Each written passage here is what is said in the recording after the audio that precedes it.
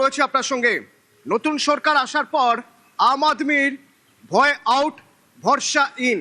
সরকারের উপর মানুষ ভরসা রাখছে, সেই জন্য এতদিন যে ভয়ে ছিল, যেসব রাজনৈতিক ব্যক্তি, যেসব আমলাদের বিরুদ্ধে ভয় ছিল, ক্ষোভ ছিল, তারা এবার মুখ খুলছেন। কিন্তু সবার ক্ষেত্রে কি ভয় আউট ভরসা ইন? না, একেবারেই নয়। যারা সমাজ বিরোধী, যারা অপরাধী, তাদের জন্য ভয় ইন ভরসা আউট। আরো কারো জন্য ভয় ইন ভরসা আউট। কাদের কথা বলছি জানেন? 15 বছর ধরে যাদের ভরসা ছিল বর্ডার পার করা যায়, সব কার্ড পাওয়া যায়, মনের সুখে থাকা যায়, ভারতে ভোটও দেওয়া যায়, তাদের সেই ভরসা এবার আউট। তাদের ভয় ইন। পালা বদলের পর অনুপ্রবেশকারীদের এখন ভয় ইন। কেন? কারণ হাওয়া এবার উল্টো বয়। ভোট দিলেই আর পাসপোর্ট নয়, বর্ডারে এখন ট্রিপল ডির খাঁচা। চাচা আপন প্রাণ বাঁচা। আর প্রাণ বাঁচাতেই তাই এখন সীমান্তে ভিড়, মেলা বসে গেছে। উত্তর 24 পরগনার স্বরূপনগরের হাকিমপুর, দেখুন বর্ডারে একরকম মেলা বসে গেছে, দেখতে পাচ্ছেন? হিড়িক পড়ে গেছে, ফিরতে হবে। এখন তো আর ভরসা ইন না, এখন ভয় ইন ভরসা আউট। কারণ এই সরকার যা পদক্ষেপ করছে, বেআইনি ভাবে এদেশে এসে এদেশের সব কার্ড নিয়ে থাকা তো সম্ভব না, ফিরে যেতে হবে। অনুপম আছে এখান থেকে সরাসরি, আমার সহকর্মী অনুপম। এই যে সীমান্তের ছবি দেখছি, একরকম মেলা বসে গেছে। এই ছবি কখনো তুমি দেখেছো? সীমান্ত দিয়ে যাওয়া আসা হয়, চোরাগোপ্তা যাওয়া আসা হয় এদিক ওদিক দিয়ে, কিন্তু এরকম মেলা করে সবাই বসে আছে, তারা ওপারে যেতে চাইছে, এরকম ছবি আগে দেখেছো?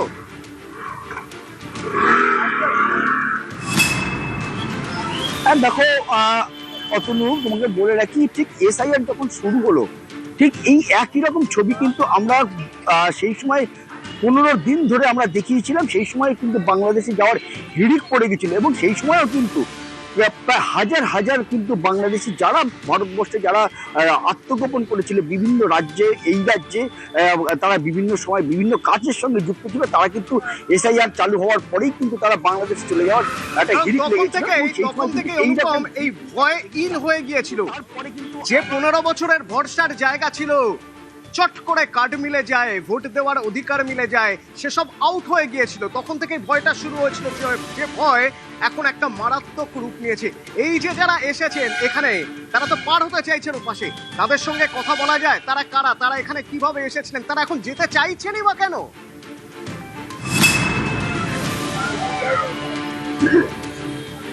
দেখো, এই যে একটু আগেও এখানে প্রায় 150-র ওপরে কিন্তু বাংলাদেশি যারা বাংলাদেশে যাওয়ার জন্য যারা এখানে এই হাকিমপুর বর্ডারে এসে যারা উপস্থিত হয়েছিল, যারা বিএসএফ এর কাছে যারা স্যারেন্ডার করেছিল, যে তারা বাংলাদেশে যাওয়ার জন্য যারা বিএসএফ এর আর্জি জানিয়ে এই হাকিমপুর বর্ডারে এসে যারা উপস্থিত হয়েছিল, আমরা একটু আগেও তাদের সঙ্গে কথা বলতে পেরেছিলাম। কিন্তু এই কিছুক্ষণের আগেই বিএসএফ এর তরফ থেকে তাদেরকে ডেকে বিএসএফ ক্যাম্পের মধ্যে নিয়ে যাওয়া হয়েছে। তাদেরকে যেসব তাদের যে প্রক্রিয়া আছে, তাদের নাম ঠিকানা সবকিছু জেনে তাদের সেগুলো নথিভুক্ত করছে, এবং সেই প্রক্রিয়া কিন্তু চালু হয়েছে, যার জন্য কিন্তু ভেতরে নিয়ে যাওয়া হয়েছে তাদেরকে। এবং এই যে যেসব বাংলাদেশিরা সকাল থেকে ভালো কালকে বর্ডারে এসে যারা প্রায় 150-র উপরে সংখ্যাটা এখানে মজুদ ছিল, এবং কিন্তু পার করে দিচ্ছে সেই সংখ্যাটাও কিন্তু প্রায় শতাধিকের ওপরে।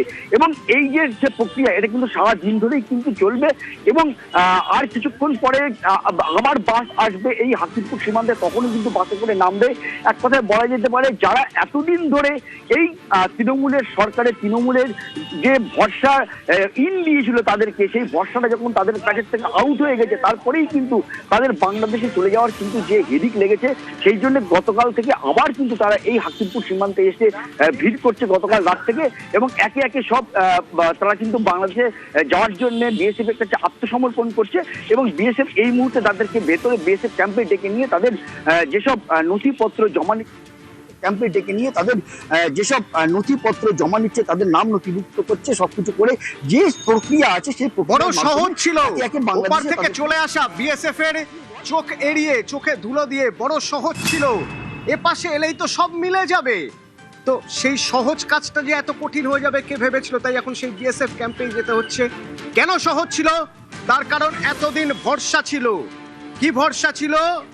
বর্ডার পার করা যায়। ভরসা ছিল সব কার্ড পাওয়া যায়। ভরসা ছিল মনের সুখে থাকা যায়। ভরসা ছিল ভারতে ভোটও দেওয়া যায়। কিন্তু এখন সেই ভরসা আউট, এখন ভয় ইন। কেমন সে ভয় ইন? হাওয়া এবার যে উল্টো বয়। ভয় ইন কারণ ভোট দিলেই আর পাসপোর্ট নয়, বর্ডারে এখন ট্রিপল ডির খোঁচা। ট্রিপল ডির এই খাঁচা, সেই ট্রিপল ডির খাঁচা থেকে বাঁচতে গেলে উপায় কি? চাচা এখন প্রাণ বাঁচা, চাচা আপন প্রাণ বাঁচাতে ছুটছেন। হাকিমপুর সীমান্তে লম্বা লাইন পড়ে গেছে, চাচা প্রাণ বাঁচাতে ছুটছেন। কোনো উপায় নেই, কারণ এখানে আর থাকা যাবে না। অনুপমের সঙ্গে কথা বলবো, তবে এই যে অনুপম কিছুক্ষণ আগে যাদের সঙ্গে কথা বলেছিল তাদের কথা একবার শুনি। তারা তো তিতি বিরক্ত হয়ে আছে, তারা তো খুব নিশ্চিন্তে ছিল এতক্ষণ, এতদিন পর্যন্ত নিশ্চিন্তে ছিলেন, কিন্তু এখন সামনে যদি বোম নিয়ে যাওয়া হয় তাহলে তাদের একটু সমস্যা হচ্ছে, তারা বিরক্ত হচ্ছে, তারা টেনশনে আছেন। বিএসএফ ক্যাম্পে যেতে হবে যে, তারপরে আবার ফিরে যেতে হবে। তাদের কথা একটু শোনা যাক। আমি আসতে যখন থেকে আসলাম ওই দিন ধরে এক কথা বলা বলি এবং 10 বার বলা হয়ে গেল। প্যাডেলের ভাত খালি পাইপ করে কথা বললে হবে? না না, আমার কি হবে? আপনাদের তো পয়সা হবে, আমার কিছু হবে না। 10 বার বলা হয়ে গেলে আমার কত হবে? কোথায় কোথায় 5 বার বলা হয়ে গেল, 5 বার বলা হয়ে গেলে আমার কত হবে? আপনার বাংলাদেশে কোথায় বাড়ি? আপনার বাংলাদেশে কোথায় বাড়ি? বলবো কি আপনার বাংলাদেশে কোথায় বাড়ি? আমি বাংলাদেশে আপনাকে এত সাহস কে দিল? আপনি এত সাহস কোথা থেকে পেয়েছেন? আপনি এত আপনার কোথা থেকে এসেছেন? কোথায় বাংলাদেশে কোথায় বাড়ি? আপনাকে বলতে হবে। হ্যাঁ বলতে হবে। কেন আপনাকে আপনি বলতে হবে? বাংলাদেশে কোথায় বাড়ি আপনাদের? আমার যেখানে বাড়ি ওখানে আপনাকে কেন বলবো? কেন এখানে কাদের আশ্রয় ছিলেন? যার আশ্রয় আছে তাকে আপনাকে কেন বলবো? কাদের আশ্রয় ছিলেন? কাদের আশ্রয় ছিলেন? কাদের আশ্রয় ছিলেন আপনি? আপনি আপনি কাদের আশ্রয় ছিলেন? আধার কার্ড পেয়েছেন? আধার কার্ড পেয়েছেন? ভোটার কার্ড পেয়েছেন? আমার হ্যাঁ কখন এসেছেন?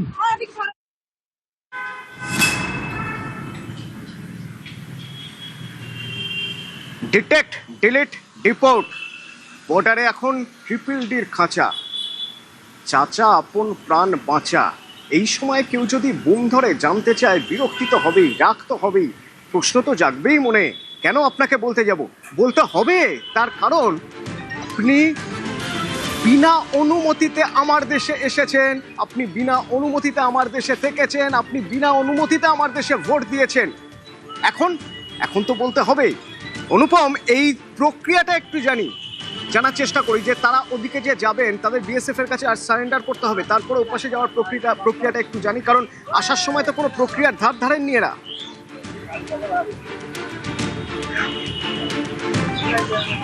হ্যাঁ দেখো অতনু, এই যে প্রক্রিয়াটা সেটা হচ্ছে আসার সময় কোনো রকম প্রক্রিয়ার ধার ধারেনি, কারণ তারা নিজেরাই স্বীকার করছে যে 5 থেকে 20,000 টাকা পর্যন্ত দালালদের দিয়ে তারা সীমান্ত পার হয়ে তারা রাজ্যে ঢুকেছিল। কিন্তু যাওয়ার সময় যে প্রক্রিয়াটা, তারা হচ্ছে এই হাকিমপুর সীমান্তে তারা দলে দলে আসছে এবং বিএসএফ এর কাছে তারা আত্মসমর্পণ করছে, এবং তারপরে তাদের কাছ থেকে তাদের বাংলাদেশে কোথায় বাড়ি, কি নাম, এখানে কোথায় থাকতো, তাদের কাছে ভারতীয় কোনো নাগরিকত্ব আছে কিনা বা বাংলাদেশের কোনো রকম বৈধ কাগজপত্র তাদের আছে কিনা, পুরো বিষয়টা তারা বিএসএফ জেনে নিচ্ছে, তারা নথিভুক্ত করে নিচ্ছে। এবং তারপরে যে বাংলাদেশের যে জেলার তারা নাগরিক, সেই সব জেলায় তারা খবর দিচ্ছে, বিবিজি মারফত তারা খবর দিচ্ছে, এবং তারপরে বিবিজি এবং বিএসএফ এর একটা ফ্ল্যাগ মিটিং হচ্ছে, আলোচনা হচ্ছে। তারপরেই কিন্তু একে একে কিন্তু যেসব বাংলাদেশিরা আছে তাদেরকে বাংলাদেশে বিবিজিরা তাদের নিজেদের আয়ত্তে নিয়ে নিচ্ছে, অর্থাৎ বিএসএফ বিজিবি। এই যে ভয় পেয়ে চলে যাওয়া, ভয় পেয়ে চলে যেতে বাধ্য হওয়া, এই ভয় ইন, ভরসা আউট কেন? শুনুন।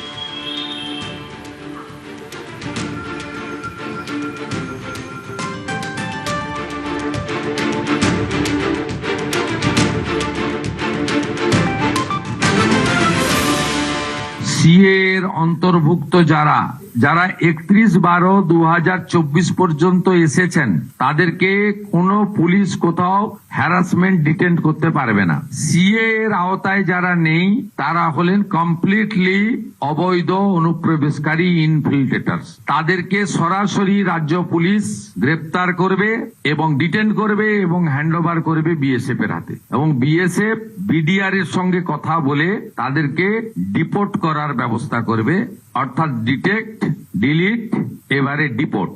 এই আইন আজ থেকে কার্যকর হলো। পদ্মাপাড়ে ভারত বিদ্বেষের বিষ, আর সেখান থেকে নিয়মিতভাবে বেআইনি পথে এদেশে আসা কিভাবে হতো? একটা চক্র কাজ করতো। ঠিক ওই দেশে বসেই, বাংলাদেশে বসেই কাজ শুরু হয়ে যেত। এদেশে এসে কোথায় থাকবেন, কি করবেন, সেই সব কাজ কিভাবে না পশ্চিমবঙ্গের দালাল যারা, সেই দালালদের সঙ্গে বাংলাদেশের দালালরা যোগাযোগ করত। আচ্ছা, এবার কি হবে না প্রথমে অনুপ্রবেশকারী কে, কারা, তাদের নামে অবৈধ আধার কার্ড, রেশন কার্ড তৈরি করা হয়। তারপর সুযোগ বুঝে ওই অনুপ্রবেশকারীদের ভারতে ঢোকানো হয়। সীমান্তরক্ষীদের নজর এড়িয়ে ভারতে ঢোকার পর তাদের নামে ভোটার কার্ড, প্যান কার্ড তৈরি হয়ে যায়। এরপর এই ভোটার কার্ড, প্যান কার্ড নিয়ে তারা চলে যায় কেরল, তারা চলে যায় হায়দ্রাবাদ, দিল্লি, নয়ডা, ভারতের বিভিন্ন জায়গায় ছড়িয়ে পড়ে। সেখানে তারা তাদের মতো কাজ খুঁজে নেয়। কিন্তু এখানেই শেষ নয়, এদের মধ্যে অনেকে আবার ওমান, কাতারের মতো দেশে কাজ করতে যায়।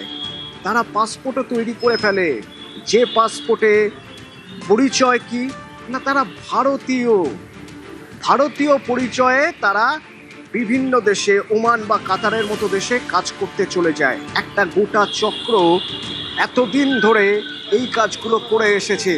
ওপার থেকে যারা এসেছে তাদের এপারে এইভাবে বেআইনি পদ্ধতিতে বন্দোবস্ত করে দিয়ে ভিন রাজ্যে বা বিভিন্ন দেশে পাঠিয়েছে।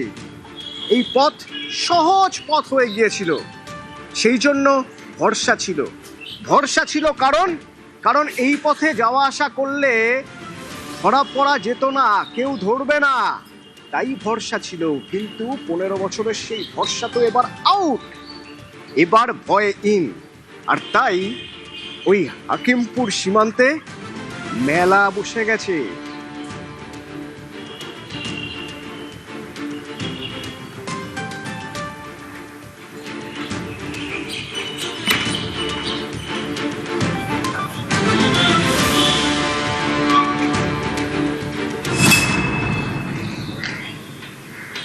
এই হাকিমপুর সীমান্ত থেকে আমার সহকর্মী অনুপম বলছিলেন যে ভয়ের ছবি দেখা গিয়েছিল হাকিমপুর সীমান্তে, এরকম ভিড় দেখা গিয়েছিল সেই ভোটার লিস্টের স্পেশাল ইন্টেন্সিভ রিভিশনের সময় থেকেই। কারণ তখন থেকেই মানুষ বুঝতে পারছিল, যারা ওপার থেকে এসেছেন তারা বুঝতে পারছিলেন যে আর এখানে বেআইনিভাবে থাকা যাবে না। কিন্তু সেই সংখ্যাটা আরও বাড়লো কবে?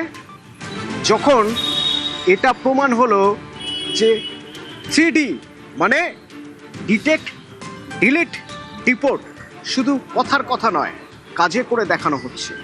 যখন এটা দেখানো হলো যে সীমান্তবর্তী জেলাগুলোয় হোল্ডিং সেন্টার তৈরি করা হচ্ছে, অনুপ্রবেশকারীদের সেখানে রাখা হচ্ছে। গতকালই আমরা দেখিয়েছিলাম মালদায় গাজল থেকে 3 জনকে এবং মুর্শিদাবাদ থেকে 9 জনকে, তা মোট 12 জনকে হোল্ডিং সেন্টারে রাখা হয়েছে। সেখান থেকে এবার ডিপোর্ট করা হবে, পুশব্যাক করা হবে। এই ছবি যখন চোখের সামনে ভেসে উঠলো, তখন হাকিমপুর সীমান্তে মেলায় ভিড় তো বাড়বেই।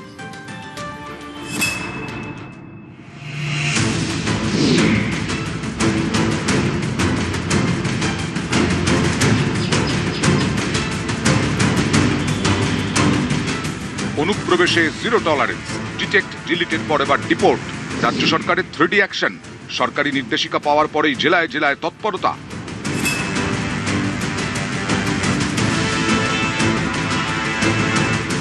মালদা বাংলাদেশ সীমান্ত লাগোয়া জেলা। এই জেলারই ইংরেজবাজারের বাগবাড়িতে স্বনির্ভর গোষ্ঠীর প্রশিক্ষণ বিপণন কেন্দ্র।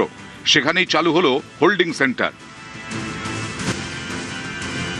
রবিবার মালদার গাজল থেকে 9 বাংলাদেশিকে আটক করে পুলিশ। তাদের মধ্যে 3 জন মহিলা, 6 জন নাবালক। পুলিশের দাবি এই 9 জন বাংলাদেশের রংপুরের বাসিন্দা। তাদের রাখা হয়েছে ইংরেজবাজারের হোল্ডিং সেন্টারে। সাধারণ মানুষের তাদের অর্থে যে সমস্ত হচ্ছে যে বিনা কারণে কিছু ঘর বাড়ি মানে অট্টালিকা তৈরি করেছিল, সেই সমস্তগুলোকে আজকে হচ্ছে সরকারিভাবে আমরা কাজে লাগাবার চেষ্টা করছি। কোনো পেপার যাদের নেই, আমরা নিয়মের মধ্যে, আইনের মধ্যে আমরা সমস্ত কাজ করবো। কোনো নাগরিকত্ব দেওয়া বা অবৈধ প্রবেশ কমপ্লিটলি কেন্দ্র সরকারের হাতে। কেন্দ্র সরকারের কাছে নিশ্চয়ই কোনো তথ্য এসছে, তারা এটা করছে। সত্যিকারের যারা বিদেশি বা ইনফিল্টার্স, তাদের বিরুদ্ধে শাস্তি হোক।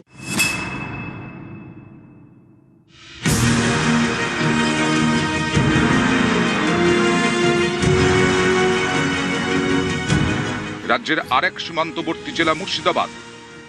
ডিটেক্ট, ডিলিট এবং ডিপোর্টেড কাজ শুরু হয়ে গেল মুর্শিদাবাদে। মুর্শিদাবাদের লালগোলার পদ্মা ভবনে তৈরি হলো হোল্ডিং সেন্টার।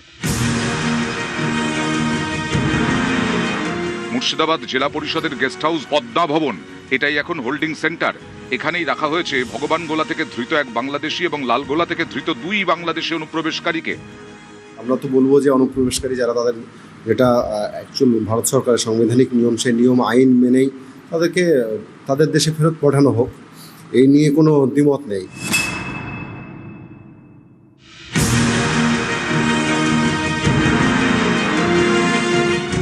উত্তর 24 পরগনার বনগাঁ, এখানেও তৈরি হচ্ছে হোল্ডিং সেন্টার। পশ্চিমবঙ্গ সরকারের তরফ থেকে অনুপ্রবেশকারীদের জন্য ডিটেক্ট, ডিলিট, ডিপোর্ট করবার জন্য প্রত্যেকটি সীমান্তবর্তী এলাকায় হোল্ডিং সেন্টার করবার জন্য তৎপরতা শুরু হয়েছে। রবিবারই এই এক্সক্লুসিভ খবর করে নিউজ 18 বাংলা। পশ্চিমবঙ্গে এবার জেলায় জেলায় হবে হোল্ডিং সেন্টার। এই সেই রাজ্য সরকারের নির্দেশিকা, যেই নির্দেশিকায় পরিষ্কার বলা আছে সাবজেক্ট হিসাবে setting up of holding centers for apprehended foreigners as well as for the released foreign prisoners awaiting deportation. অর্থাৎ যেই সব অনুপ্রবেশকারীদের ধরা হয়েছে তাদের রাখা হবে হোল্ডিং সেন্টারে, এবং যাদের বাংলাদেশে বা মায়ানমারে পাঠানো হবে তাদেরও এই হোল্ডিং সেন্টারে রাখা হবে। কেন্দ্রের আইন মেনে এবার রাজ্যেও হোল্ডিং সেন্টার। এ নিয়ে জেলা শাসকদের নির্দেশ দিয়েছে রাজ্য সরকার। ধৃত অনুপ্রবেশকারীদের হোল্ডিং সেন্টারে ঢোকাতে হবে। হোল্ডিং সেন্টার থেকেই বাংলাদেশ বা মায়ানমারে পাঠানো হবে। যেমন ঘোষণা তেমন কাজ। নিউজ 18 বাংলা।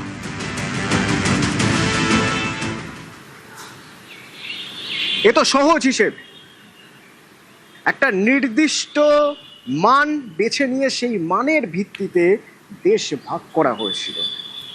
এক দেশ থেকে আরেক দেশে মানুষ আসতেই পারেন, কর্মসূত্রে আসতেই পারেন, এদেশ থেকে অন্য দেশেও যেতে পারেন, কিন্তু সারা পৃথিবীতে এখন সবচেয়ে বড় সমস্যা অনুপ্রবেশ, এবং এই অনুপ্রবেশ সমস্যায় জর্জরিত আমাদের দেশ, আমাদের পশ্চিমবঙ্গ।